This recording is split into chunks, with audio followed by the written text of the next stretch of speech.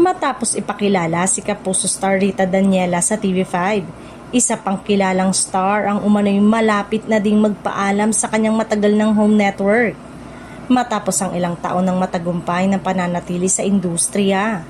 Ayon sa mga impormasyong umiikot sa showbiz circles, nasa final stage na raw ang negosasyon ng aktres sa Viva Artist Agency, nakilala sa paghawak ng ilan sa pinakamalalaking pangalan sa pelikula at telebisyon. Si aktres ay nagsimula bilang isang fresh-faced teen star bago tuluyang sumikat bilang primetime leading lady.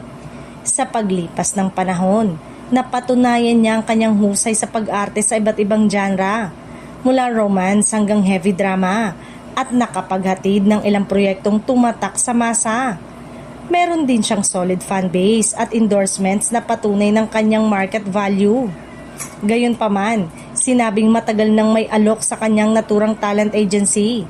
Naging maingat lamang umano siya sa pagdidesisyon dahil sa mahabang relasyon at utang na loob sa kanyang kasalukuyang network. Ngunit ngayong natapos na ang kanyang pinakahuling teleserye at wala pang inaanunsyong panibagong proyekto, tila tamang panahon na raw ito para sumubok ng bagong direksyon.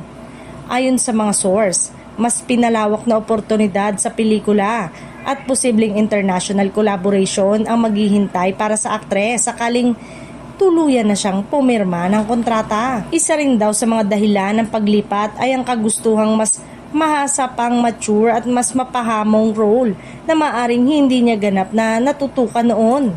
Sa ngayon, nananatiling tikom ang bibig na magkabilang kampo at wala pang opisyal na kumpirmasyon. Gayunpaman, kung magkatotoo ang balitang ito, tiyak na magiging isa itong malaking pagbabago sa takbo ng karera ni aktres at isa na namang bigating addition sa roster ng Viva Artist Agency.